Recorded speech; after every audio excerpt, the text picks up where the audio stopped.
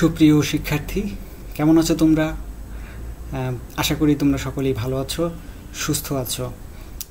Corona এই পরিস্থিতির মধ্যে তোমরা সকলেই স্বাস্থ্যবিধিগুলো মেনে চলছো এবং ঘরের মধ্যেই অবস্থান করছো। রাজশাহী সিটি কলেজ কর্তৃক আয়োজিত যে অনলাইন ক্লাস, সেই ক্লাসগুলো তোমরা নিয়মিত অনুসরণ করছো এবং তোমরা তোমাদের লেখাপড়া সেই মতো করে চালিয়ে নিচ্ছ। আমি মোহাম্মদ মাহমুদুল হাসান, প্রভাষক রসায়ন, রাজশাহী সরকারি সিটি কলেজ, তোমাদের সামনে রসায়নের আরও একটি ক্লাস নিয়ে উপস্থিত হয়েছি। আশা করি তোমরা আমার আজকের এই ক্লাসে সকলেই মনোযোগের সাথে আমার ক্লাসটি দেখবে এবং শেষ পর্যন্তই এর সাথে তোমরা থাকবে। আর যদি তোমাদের ক্লাসে বসতে কোনো বিষয়ে বোঝার ক্ষেত্রে সমস্যা হয়ে থাকে তাহলে তোমরা আমার সাথে যোগাযোগ করতে পারো। তো আর কথা না বাড়িয়ে আমরা আজকের ক্লাসে আমরা যাই। সুপ্রিয় শিক্ষার্থী, আজকে আমার তোমাদের সাথে প্রথম অধ্যায়ের চতুর্থ ক্লাস, অর্থাৎ রসায়ন দ্বিতীয় পত্রের প্রথম অধ্যায়ের চতুর্থ ক্লাস। আমরা বিগত ক্লাসে গ্যাস এর সূত্রসমূহ আলোচনা করেছি, তারই ধারাবাহিকতায় আজকে আমি তোমাদের সামনে চতুর্থ ক্লাস নিয়ে এসেছি। আশা করি তোমরা আজকের ক্লাসটিও আমার সাথে শেষ পর্যন্ত থাকবে। তো আমার ক্লাসে সকলকে আমি স্বাগত জানাচ্ছি। আজকে তোমাদের সাথে আমি যে বিষয়গুলো নিয়ে আলোচনা করব সেগুলো হচ্ছে নাইট্রোজেন চক্র, বায়ুদূষণের কারণ, গ্রিনহাউস গ্যাস, ক্লোরোফ্লোরোকার্বন এবং ওজোন স্তরের ক্ষয়। এই বিষয়গুলো নিয়ে আজকে আমরা আলোচনা করব। তো শুরু করা যাক। তো প্রথমেই আমরা নাইট্রোজেন চক্র নিয়ে কথা বলবো। নাইট্রোজেন চক্র নিয়ে কথা বলার পূর্বে একটি কথা বলে নেওয়া দরকার, সেটি হচ্ছে নাইট্রোজেন ফিক্সেশন বা সংবন্ধন। অর্থাৎ বায়ুমণ্ডলে যে নাইট্রোজেন গ্যাসীয় অবস্থায় থাকে আমরা জানি সেটার পরিমাণ প্রায় 78%, কিন্তু এই পরিমাণ কিন্তু সবসময় ফিক্সড। তাহলে আমাদের শরীরে বা উদ্ভিদ বা প্রাণীদেহে বা মাটিতে যে নাইট্রোজেন থাকে সব মিলিয়ে নাইট্রোজেন কিন্তু একটা নির্দিষ্ট পরিমাণে রয়েছে। নাইট্রোজেনের মধ্যে এই বিভিন্ন স্থানে নাইট্রোজেনের যে পরিবর্তন, নাইট্রোজেন যে বায়ুমণ্ডলীয় নাইট্রোজেন বা বাতাসের যে নাইট্রোজেন, সেগুলো থেকে বিভিন্ন যৌগ তৈরি হওয়া, এই যে বিষয়গুলো, সেটি হচ্ছে মূলত নাইট্রোজেন ফিক্সেশন বা সংবন্ধন। আমরা সংজ্ঞা হিসেবে যদি এখানে দেখি তাহলে প্রকৃতিতে মুক্ত অবস্থায় বিদ্যমান নাইট্রোজেনকে বিভিন্নভাবে অন্য মৌলের সাথে সংযুক্ত করে জীবদেহে ব্যবহার উপযোগী যৌগে পরিণত করার মাধ্যমে আবদ্ধ করার প্রক্রিয়াকে নাইট্রোজেন সংবন্ধন বলে। অর্থাৎ বাতাসের যে বিশাল নাইট্রোজেনের ভাণ্ডার, সেই ভাণ্ডার থেকে আমাদের শরীরে অর্থাৎ প্রাণীদেহে বা উদ্ভিদ দেহে নাইট্রোজেনের যে চাহিদা রয়েছে, সেই নাইট্রোজেনটি আসার জন্য যে প্রয়োজনীয় তার যে সংবন্ধন বলা যায় বা যৌগে পরিণত হওয়া যেটা, সেটি হচ্ছে মূলত নাইট্রোজেন সংবন্ধন বা ফিক্সেশন। এবারে আমরা নাইট্রোজেন চক্র নিয়ে আলোচনা করব। নাইট্রোজেন চক্র আমরা যদি সংজ্ঞা হিসেবে দেখি তাহলে বায়ুতে বিদ্যমান বিভিন্ন নাইট্রোজেনের বিভিন্ন যৌগ যেগুলো রয়েছে, বিশেষ করে নাইট্রোজেন হিসেবে যে যৌগ আছে বায়ুতে, মূলত বাতাস থেকে যে নাইট্রোজেন সেটি, তারপরে এটি থেকে মাটি হতে উদ্ভিদ এবং তারপরে প্রাণীদেহে, আবার সেই প্রাণীদেহ বা উদ্ভিদ দেহ থেকে পচনের মাধ্যমে পুনরায় সে মাটি অথবা বাতাসে ফিরে যায় গ্যাসীয় অবস্থায়। নাইট্রোজেনের যে এই চক্র, অর্থাৎ বায়ুমণ্ডল থেকে মাটি থেকে উদ্ভিদ থেকে প্রাণী থেকে বা উদ্ভিদ থেকে পচনের ফলে আবারও মাটি থেকে আবারও বাতাস, এই যে চক্র সেটি হচ্ছে মূলত নাইট্রোজেন চক্র। নাইট্রোজেন চক্রের আমরা যদি আলোচনা করতে যাই তাহলে নাইট্রোজেন চক্রকে, সমগ্র চক্রটিকে কয়েকটি ভাগে ভাগ করে নেওয়া যেতে পারে। যেমন বায়ুমণ্ডলীয় নাইট্রোজেনের মাটিতে স্থানান্তর, অর্থাৎ বাতাস থেকে মাটিতে নাইট্রোজেনের স্থানান্তর। এরপর মাটি থেকে উদ্ভিদে নাইট্রোজেনের প্রবেশ, উদ্ভিদ থেকে প্রাণীদেহে নাইট্রোজেনের স্থানান্তর, এবং এরপরে হচ্ছে উদ্ভিদ ও প্রাণী দেহ থেকে নাইট্রোজেনের বায়ুমণ্ডলে প্রত্যাবর্তন। এই যে হচ্ছে নাইট্রোজেন চক্রের ধাপ সমূহ। আমরা এখন এই ধাপগুলো সম্পর্কে সংক্ষেপে একটু আলোচনা করতে চাই। প্রথমেই বায়ুমণ্ডলীয় নাইট্রোজেনের মাটিতে স্থানান্তর, অর্থাৎ বাতাস থেকে নাইট্রোজেন কিভাবে মাটিতে স্থানান্তরিত হয়।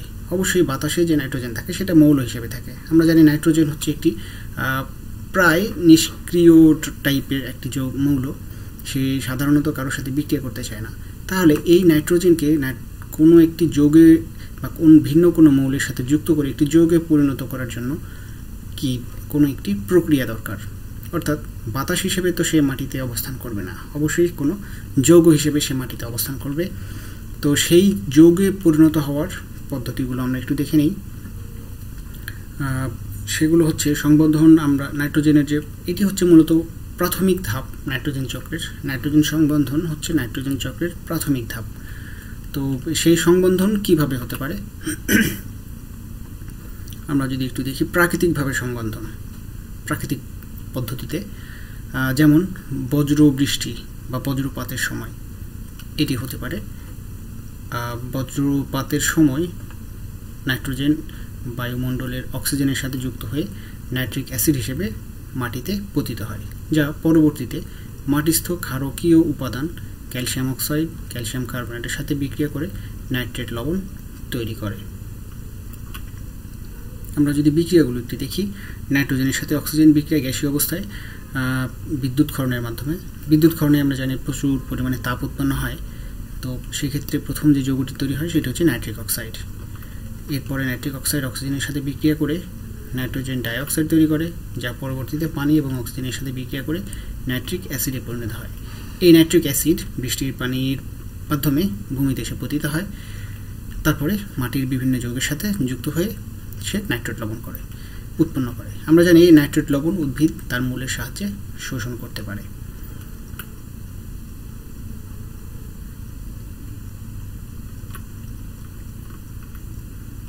কৃত্রিম সংবন্ধন, কৃত্রিমভাবে কিভাবে নাইট্রোজেন সংবন্ধন হতে পারে সেটি আমরা দেখি। কৃত্রিমভাবে সংবন্ধন আমরা মূলত কৃত্রিমভাবেও নাইট্রোজেন সংবন্ধন করি। যেমন হচ্ছে আমরা নাইট্রোজেন থেকে সার উৎপন্ন করি, নাইট্রোজেনযুক্ত সার, যেমন ইউরিয়া, টিএসপি। এগুলো উৎপন্ন করার সময় নাইট্রোজেন বায়ুমণ্ডলের যে নাইট্রোজেন, সেই নাইট্রোজেনকে আমরা মূলত ব্যবহার করি। তো সেগুলো হচ্ছে কৃত্রিম সংবন্ধন বা ফিক্সেশন। হেবার পদ্ধতি আমরা খুব পরিচিত একটি পদ্ধতি জানি, যে নাইট্রোজেন এবং হাইড্রোজেন মূলত বিক্রিয়া করে উচ্চ তাপ এবং চাপে প্রভাবকের উপস্থিতিতে অ্যামোনিয়া গ্যাস উৎপন্ন করে।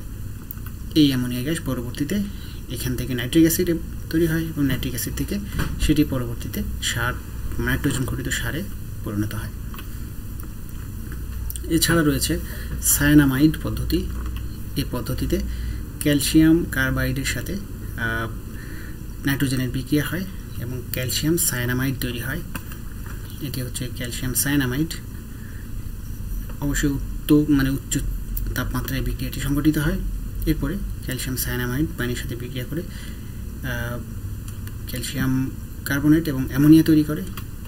পরবর্তীতে অ্যামোনিয়া আবার বিভিন্ন বিক্রিয়ার মাধ্যমে সে নাইট্রোজেনযুক্ত যৌগে বা সারে পরিণত হয়। তা আমরা এ পর্যন্ত দেখলাম, প্রথম ধাপটি দেখলাম কিভাবে বায়ুমণ্ডলের নাইট্রোজেন ফিক্সেশন হচ্ছে, বা নাইট্রোজেন চক্রের প্রথম ধাপটি আমরা দেখলাম। আমরা এবারে দ্বিতীয় ধাপ দেখব, সেটি হচ্ছে মাটি হতে উদ্ভিদে নাইট্রোজেন প্রবেশ। অর্থাৎ মাটিতে নাইট্রোজেন পৌঁছালো, এরপরে এটি কিভাবে উদ্ভিদে প্রবেশ করছে। উদ্ভিদ মাটিস্থ নাইট্রেট মূলকগুলো লবণ সমূহ মূলের মাধ্যমে শোষণ করতে পারে। এছাড়াও কিছু কিছু উদ্ভিদ রয়েছে যেগুলোর শিকড়ের নুডুলে অবস্থিত রাইজোবিয়াম ব্যাকটেরিয়া, তোমরা জেনে থাকবে ইতিমধ্যে, সেগুলো বায়ুমণ্ডলের নাইট্রোজেনকে সরাসরি ফিক্সেশন করতে পারে। অর্থাৎ বায়ুমণ্ডলের যে গ্যাসীয় নাইট্রোজেন রয়েছে সেই নাইট্রোজেনকে সরাসরি এমন একটি যৌগে পরিণত করে যা উদ্ভিদ গ্রহণ করতে পারে। এইভাবে উদ্ভিদের মধ্যে নাইট্রোজেনের অনুপ্রবেশ ঘটে। অবশ্যই সেটি কোনো যৌগের ফর্মে। পরবর্তীতে যেটি রয়েছে উদ্ভিদ থেকে প্রাণী দেহে নাইট্রোজেনের স্থানান্তর। আমরা জানি আমরা যারা আছি তারা নিজেদের খাদ্য তৈরি করতে পারি না নিজেরাই, সুতরাং এই খাদ্যের জন্য আমরা উদ্ভিদের উপর নির্ভর করে থাকি। তো সেই উদ্ভিদ এর মধ্যে যেহেতু নাইট্রোজেন প্রবেশ করেছে, তো উদ্ভিজ্জ প্রোটিন যখন আমরা খাই তখন সেগুলো আমাদের মধ্যে বা প্রাণীদেহে সেগুলো প্রবেশ করে। পরবর্তীতে শেষ যে ধাপটি রয়েছে, নাইট্রোজেন উদ্ভিদ এবং প্রাণীদেহে চলে এসেছে। এখন সেই নাইট্রোজেন কিভাবে পুনরায় বায়ুমণ্ডলে প্রবেশ করবে এবং চক্রটি সম্পন্ন করবে এটি আমরা এখন একটু দেখি। উদ্ভিদ ও প্রাণীর মৃত্যুর পর পচন প্রক্রিয়া এবং বিভিন্ন ব্যাকটেরিয়ার সাহায্যে, অর্থাৎ উদ্ভিদ এবং প্রাণীর মৃতদেহ ব্যাকটেরিয়ার মাধ্যমে বা বিভিন্ন অণুজীবের মাধ্যমে পচন প্রক্রিয়ার ফলে বা পচন প্রক্রিয়ার সাহায্যে বায়ুমণ্ডলে ফিরে আসে।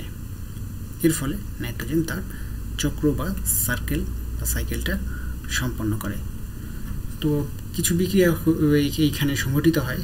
আমরা যদি দেখি প্রোটিন, যে প্রোটিনটা আসে উদ্ভিদ বা প্রাণীর মৃতদেহ থেকে, সেখানে নাইট্রোসোফাইং ব্যাকটেরিয়া যা প্রোটিনকে ভেঙে অ্যামোনিয়ায় পরিণত করে। অ্যামোনিয়া থেকে পরবর্তীতে নাইট্রোমোনাস যে ব্যাকটেরিয়াটি নাইট্রাস অ্যাসিড তৈরি করে। নাইট্রাস অ্যাসিড নাইট্রিফাইং ব্যাকটেরিয়ার মাধ্যমে নাইট্রিক অ্যাসিডে পরিণত হয়। এই নাইট্রিক অ্যাসিড পরবর্তীতে বিভিন্ন মাটিতে যদি থাকে তাহলে ক্যালসিয়াম অক্সাইড বা ক্যালসিয়াম কার্বনেট যে বিভিন্ন ক্ষারীয় লবণগুলো রয়েছে তার সাথে বিক্রিয়া করে ক্যালসিয়াম কার্বনেট তৈরি করে, ক্যালসিয়াম নাইট্রেট তৈরি করে, নাইট্রেট লবণ হিসেবে মাটিতে অবস্থান করে। আবার সেটি হতে পারে কি নাইট্রিক অ্যাসিড ডিনাইট্রিফাইং ব্যাকটেরিয়ার মাধ্যমে সরাসরি নাইট্রোজেন গ্যাসে পরিণত হয়। এটি পুনরায় বায়ুমণ্ডলে ফিরে যায়। তো শিক্ষার্থী, আমরা যে পদ্ধতিগুলো এতক্ষণ আলোচনা করলাম সেগুলো আমরা যদি একটু চিত্র আকারে দেখি তাহলে খুব সহজেই আমাদের মনে থাকবে। আমরা একটু চিত্রটা দেখে নিই পুরো সাইকেলটা কিভাবে সংঘটিত হচ্ছে। আমরা প্রথমে বায়ুমণ্ডল থেকে শুরু করেছিলাম। বায়ুমণ্ডলে যে নাইট্রোজেন রয়েছে সেটি বিদ্যুৎক্ষরণ বা ফিক্সেশন হয়ে নাইট্রিক অ্যাসিড হিসেবে বা নাইট্রেট লবণ হিসেবে মাটিতে অবস্থান করে। সেই মাটি থেকে উদ্ভিদ মূলের মাধ্যমে নাইট্রেট লবণ হিসেবে সে নাইট্রোজেন গ্রহণ করছে। উদ্ভিদ থেকে আমরা সেই নাইট্রোজেন যে গঠিত যে পদার্থ রয়েছে প্রোটিন হিসেবে সেগুলো আমরা গ্রহণ করছি। প্রাণীরা, সেই প্রাণী এবং উদ্ভিদ পুনরায় তাদের মৃত্যুর পর দেহ পচে গেলে সেখান থেকে ব্যাকটেরিয়ার মাধ্যমে পুনরায় বায়ুমণ্ডলে সেই নাইট্রোজেন প্রবেশ করছে। এখন আমরা যেটা বলতে পারি সেটি হচ্ছে উদ্ভিদ থেকে আমরা যেটা দেখি যে বায়ুমণ্ডল থেকে মাটিতে নাইট্রোজেন সরাসরি যেতে পারে, বায়ুমণ্ডল থেকে উদ্ভিদে সরাসরি নাইট্রোজেন যেতে পারে, কিন্তু বায়ুমণ্ডলের নাইট্রোজেন সরাসরি প্রাণীর মধ্যে আসতে পারে না। অর্থাৎ আমরা বায়ুমণ্ডলের নাইট্রোজেনকে ব্যবহার করতে পারি না। তো এই খুব সহজেই আমরা এই চক্রের মাধ্যমে আমরা যতগুলো কথা বললাম প্রায় সবগুলো এই চক্রের মধ্যে রয়েছে। তোমরা এই চক্রটি মনে রাখলেই পুরো নাইট্রোজেন চক্রটি সহজেই মনে রাখতে পারবে। তো আশা করি তোমরা এই বিষয়টি বুঝতে পেরেছ। তাহলে আমরা এখন পরবর্তী অংশে চলে যাই। আমরা এবারে বায়ু দূষণ নিয়ে কথা বলবো। বায়ু দূষণ একটি খুবই আলোচিত বিষয়। আমরা জানি দিন দিন আমাদের বায়ু দূষিত হয়ে যাচ্ছে, এই নিয়ে অনেক কথাবার্তা হচ্ছে। তো আসলে বায়ু দূষণের সংজ্ঞা কী বা বায়ু দূষণ বলতে আসলে কী বোঝায় এই বিষয়গুলো নিয়ে আমরা একটু আলোচনা করবো। এখন বায়ু দূষণ বলতে আসলে কী বোঝায় সেটি হচ্ছে যে সকল বস্তু বাতাসের সাধারণ উপাদান নয় কিন্তু নানাভাবে বাতাসের সাথে যুক্ত হয়ে প্রাণী ও উদ্ভিদ জগতের পরিবেশের ক্ষতি সাধন করে তাদের বাতাসের দূষক বলা হয়। এভাবে বাতাস দূষিত হওয়ার প্রক্রিয়াটাকে বলা হচ্ছে বায়ু দূষণ। আর আমরা জানি বায়ু দূষণের কারণ হিসেবে আমরা প্রধানত বলতে পারি শিল্প কলকারখানার বর্জ্য। তাহলে মূলত বায়ুর যে উপাদান যেগুলো নয় বা বায়ুর উপাদান যে যদি থেকেও থাকে তার পরিমাণ যদি নির্দিষ্ট পরিমাণের চেয়ে বেশি হয়ে যায় সেটিও কিন্তু বায়ু দূষণের কারণ বা সেটিও একটি বায়ু দূষণ। আমরা এবার বায়ু দূষণ করে যে পদার্থগুলো সেগুলোকে আমরা বলছি বায়ু দূষক। তো সেই দূষক পদার্থগুলোকে একটু যদি ভাগ করি দেখা যায় আমরা দুই ধরনের দূষক পেয়ে থাকি, সেটি হচ্ছে প্রাইমারি দূষক এবং সেকেন্ডারি দূষক। প্রাইমারি দূষক হচ্ছে যেগুলো সরাসরি উৎস থেকে নির্গত হয় হয়ে বাতাসে মিশে যায়, সেগুলো হচ্ছে প্রাইমারি দূষক, যেমন sulphur dioxide, carbon dioxide, carbon monoxide, hydrogen sulphide, ধূলিকণা ইত্যাদি। এগুলো সরাসরি উৎস থেকে তৈরি হয়ে বায়ুতে মিশে যায়, এই জন্য এগুলো হচ্ছে প্রাইমারি দূষক। আর সেকেন্ডারি দূষক হচ্ছে প্রাইমারি দূষকগুলো যখন নিজেরা বা নিজেদের সাথে বা পরিবেশের অন্য কোনো উপাদানের সাথে মিশে নতুন দূষক কণা তৈরি করে, তখন এদেরকে সেকেন্ডারি দূষক বলা হয়। যেমন সালফার ট্রাইঅক্সাইড, অর্থাৎ সালফার ডাইঅক্সাইড অক্সিজেনের সাথে যুক্ত হয়ে সালফার ট্রাইঅক্সাইড তৈরি করছে, তারপরে সালফিউরিক অ্যাসিড তৈরি করছে, নাইট্রিক অক্সাইড অক্সিজেনের সাথে বিক্রিয়া করে নাইট্রোজেন ডাইঅক্সাইড তৈরি করতে পারে, নাইট্রোজেন পেন্টক্সাইড তৈরি করতে পারে। এগুলো হচ্ছে সেকেন্ডারি দূষক। তো আমরা দূষক বা বায়ু দূষণ সম্পর্কে একটু দেখলাম। বায়ু দূষণের কারণগুলো যদি আমরা একটু দেখি, আমরা জানি বায়ু দূষণের কারণগুলো কি কি। আমরা যদি একটু দেখে নিই তাহলে সেটি হচ্ছে প্রাকৃতিক কারণ। যদি আমরা দেখি, প্রাকৃতিক কারণের মধ্যে রয়েছে আগ্নেয়গিরির অগ্নুৎপাত, মৃত জীবদেহের পচন, ধূলিঝড়, দাবানল, উল্কাপাত, তারপরে রয়েছে বাতাসে ভাইরাস, ব্যাকটেরিয়া, ছত্রাক, ফুলের পরাগরেণু ইত্যাদির উপস্থিতি। এগুলো হচ্ছে প্রাকৃতিক কারণ। আর মনুষ্য সৃষ্ট কারণ যেটি বেশি মূলত দায়ী, সেগুলো হচ্ছে কি তাপবিদ্যুৎ থেকে নির্গত সালফার ডাইঅক্সাইড, কার্বন মনোক্সাইড বা ছাই, এছাড়া রয়েছে অ্যাসিড তৈরির কারখানা থেকে নির্গত বিভিন্ন অধাতুর অক্সাইড, যেমন সালফারের বিভিন্ন অক্সাইড, নাইট্রোজেনের বিভিন্ন অক্সাইড, ধাতু নিষ্কাশনের সময় নির্গত sulphur dioxide, carbon monoxide, petroleum শোধনাগার থেকে নির্গত carbon monoxide, nitrogen dioxide, sulphur dioxide. তারপরে রয়েছে মোটর গাড়ি থেকে নির্গত বিভিন্ন উপাদান, বৃক্ষ নিধন আমরা জানি, পারমাণবিক চুল্লির দুর্ঘটনা থেকে নির্গত তেজস্ক্রিয় বিকিরণ। এগুলোই মূলত বায়ু দূষণের কারণ। এবারে আমরা গ্রিনহাউস গ্যাস এই সম্পর্কে কিছু আলোচনা করব। গ্রিনহাউস গ্যাস, গ্রিনহাউস টার্ম তোমরা অলরেডি ইতিমধ্যে তোমরা জেনে থাকবে। গ্রিনহাউস বা সবুজ বাড়ি যে কনসেপ্টটি রয়েছে, যে বাতাসের বিভিন্ন উপাদান, গ্যাসীয় উপাদানগুলো পৃথিবী থেকে যে বিকিরিত যে তাপ, সেই তাপটাকে পৃথিবীর মধ্যে আটকে রাখে, সেটি হচ্ছে গ্রিনহাউস ইফেক্ট। তো এই গ্রিনহাউস ইফেক্টের জন্য যে গ্যাসগুলো দায়ী সেগুলো মূলত গ্রিনহাউস গ্যাস, অর্থাৎ বায়ুমণ্ডলে উপস্থিত কিছু গ্যাস গ্রিনহাউস প্রভাবের মাধ্যমে বায়ুমণ্ডলের তাপমাত্রা বৃদ্ধি করছে।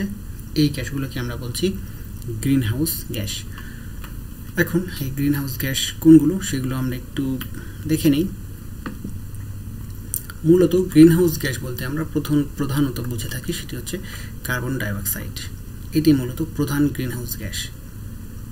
এছাড়াও যেগুলো দায়ী তার মধ্যে রয়েছে জলীয় বাষ্প, methane, chlorofluorocarbon, nitrous oxide, ozone ইত্যাদি। এরাও গ্রিনহাউস গ্যাস হিসেবে কাজ করে।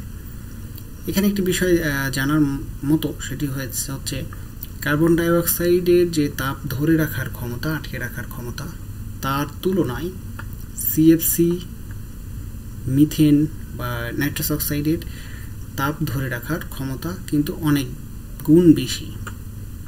অর্থাৎ কার্বন ডাইঅক্সাইডের চেয়ে এই যৌগগুলো তাপ ধরে রাখার ক্ষমতা বেশি। তা সত্ত্বেও আমরা কার্বন ডাইঅক্সাইডকেই মূলত গ্রিনহাউস গ্যাস বলে থাকি, কারণ কার্বন ডাইঅক্সাইডের পরিমাণ বায়ুমণ্ডলে অনেক বেশি, কাজেই এর প্রভাবটাও অনেক বেশি। আর দিন দিন কার্বন ডাইঅক্সাইডের পরিমাণ আমরা জানি বেড়ে যাচ্ছে। এই কার্বন ডাইঅক্সাইডের মাত্রাতিরিক্ত নিঃসরণ, বনাঞ্চল ধ্বংস, জীবাশ্ম জ্বালানির ব্যবহার, এগুলোই মূলত এর বৃদ্ধির বা গ্রিনহাউস ইফেক্টের মূল কারণ। আমরা যদি গ্রাফিক্যালি দেখি, কার্বন ডাইঅক্সাইড প্রায় অর্ধেক সে একাই দায়ী। এছাড়া রয়েছে methane, CFC, ozone, nitrous oxide এবং জলীয় বাষ্প।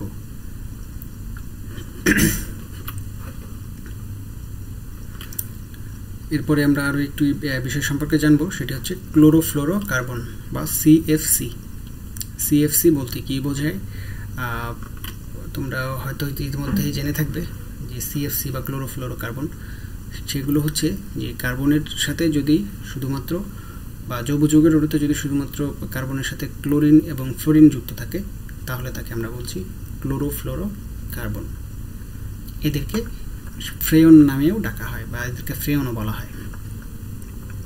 এগুলো তৈরি হয় বা কেন তৈরি করা হচ্ছে, এগুলো মূলত বিভিন্ন হিমায়ক দ্রব্য রূপে বিভিন্ন যন্ত্রে ব্যবহৃত হয়ে থাকে। হিমায়ক দ্রব্য অর্থাৎ শীতলকারক হিসেবে, যেমন এসি, ফ্রিজ, রেফ্রিজারেটর, এই সকল শীতলকারক যন্ত্রে এগুলো ব্যবহার করা হয়। এছাড়াও রয়েছে অন্তরক রূপে ব্যবহার, অ্যারোসল স্প্রে বা ফুম জাতীয় পদার্থকে ফাঁপিয়ে তোলার ক্ষেত্রে, তারপর ইলেকট্রনিক যন্ত্রপাতি পরিষ্কার করার ক্ষেত্রে এগুলো ব্যবহার করা হয়। সিএফসি প্রাকৃতিকভাবে কখনোই তৈরি হয় না, এগুলোকে কলকারখানায় সবগুলোকেই প্রস্তুত করা হয়। আর সবচেয়ে কমন যেটি সেটি হচ্ছে ডাইফ্লোরোমিথেন। আর একটি বিষয়, ক্লোরোফ্লোরোকার্বনগুলো কিন্তু অত্যন্ত স্থায়ী পদার্থ, এগুলো খুব সহজেই ভেঙে যায় না। এরা একবার তৈরি হলে বহুদিন পর্যন্ত এরা টিকে থাকতে পারে। আর যেটি করে থাকে বায়ুমণ্ডলে, এই গ্যাসগুলো বায়ুমণ্ডলের ওজোন গ্যাস স্তরকে এরা ধ্বংস করে ফেলে। ফলে ওজোন স্তর ধ্বংস করার ফলে যে ইফেক্টটি পড়ে সেটি হচ্ছে আলট্রাভায়োলেট রশ্মি, সূর্যের ক্ষতিকর যেটি, সেটি পৃথিবীর এসে বিভিন্ন সমস্যার সৃষ্টি করে থাকে। এছাড়াও এটি গ্রিনহাউস গ্যাস হিসেবেও কাজ করে। আমরা সিএফসি থেকে আরও একটি বিষয় জানবো, সেটি হচ্ছে সিএফসি নামকরণ বা কোড। সিএফসিকে নামকরণ করা হয় এইভাবে যে CFC11, CFC121 ইত্যাদি, এইভাবে। অর্থাৎ এই সংখ্যাগুলো দিয়েই বোঝানো হয় যে এই সিএফসির মধ্যে কোন যৌগগুলো, কোন মৌলগুলো কতগুলো রয়েছে। অর্থাৎ এখানে ক্লোরিন, ফ্লোরিন এবং কার্বন বা কখনো হাইড্রোজেনের পরমাণুও থাকতে পারে, এগুলোর সংখ্যা কতগুলো সেগুলো বোঝা যায়। তো আমরা এগুলো একটু দেখে নিই, এই নামকরণগুলো বা এই কোডটা কিভাবে করা হয়। এখানে যেটি বলা হচ্ছে যে ফ্লোরিন সংখ্যা, আমরা এখানে দেখি যে এই যে সংখ্যাটি রয়েছে এর একক স্থানীয় যে অঙ্ক, অর্থাৎ এক্ষেত্রে 1, এটি হচ্ছে ফ্লোরিন পরমাণুর সংখ্যা। অর্থাৎ একক স্থানীয় অঙ্কে যে অঙ্কটি থাকবে একক স্থানীয় স্থানে, সেটি হচ্ছে ফ্লোরিনের সংখ্যা। তারপরে দশক স্থানে যে অঙ্কটি থাকবে তার থেকে 1 বিয়োগ করলে আমরা হাইড্রোজেন পরমাণুর সংখ্যা পাব। আর একক স্থানে যে শতক স্থানে যে অঙ্কটি থাকবে সেটি হচ্ছে কার্বন পরমাণু, অর্থাৎ সেই অঙ্কের সাথে 1 যোগ করলে আমরা কার্বন পরমাণুর সংখ্যা পাব। তাহলে একক দিয়ে ফ্লোরিন, দশক দিয়ে হচ্ছে হাইড্রোজেনের সংখ্যা, দশক অঙ্ক -1, আর হচ্ছে শতক স্থানের যে অঙ্ক তার থেকে 1 যোগ করলে আমরা কার্বনের সংখ্যা পাব। এরপরে আমরা কার্বনের যে অবশিষ্ট যোজনীগুলো আছে এদের সংখ্যা যোগ করে কার্বনের মোট যোজনী থেকে বিয়োগ করে যে সংখ্যাটি পাবো সেগুলো হচ্ছে ক্লোরিন দিয়ে পূর্ণ করে দিতে হবে। তাহলে সেই যৌগটির, সেই সিএফসির আমরা সংকেতটি পেয়ে যাব। তো উদাহরণ হিসেবে আমরা একটু দেখি, যেমন CFC113, CFC113, এক্ষেত্রে যৌগটির সংকেত কী হবে আমরা যদি একটু দেখি।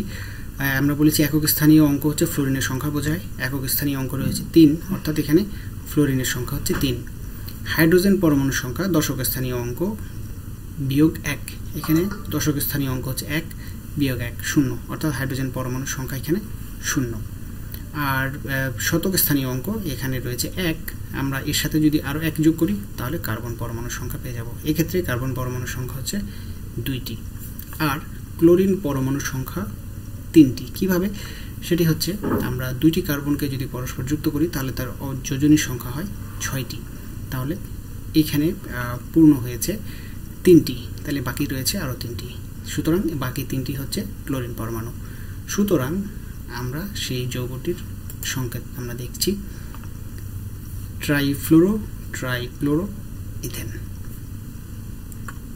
তো প্রিয় শিক্ষার্থী, এতক্ষণ ধরে আমরা যে বিষয়গুলো নিয়ে আলোচনা করলাম, আশা করি সেই বিষয়গুলো তোমরা বুঝতে পেরেছো। সেই বিষয়গুলো তোমরা মনোযোগ দিয়ে আবারও দেখবে। কোনো সমস্যা থাকলে তোমরা আমার সাথে যোগাযোগ করবে, আমি চেষ্টা করবো তোমাদের সেগুলো সমাধান করে দেওয়ার জন্য। আর তোমরা অবশ্যই স্বাস্থ্যবিধিগুলো মেনে চলবে, লেখাপড়া সেই সাথে চালিয়ে যাবে। আর আমার ক্লাসটি এতক্ষণ ধরে মনোযোগের সাথে দেখার জন্য তোমাদের সকলকেই অনেক অনেক ধন্যবাদ জানিয়ে আজকের মতো এখানে শেষ করছি। আল্লাহ হাফেজ।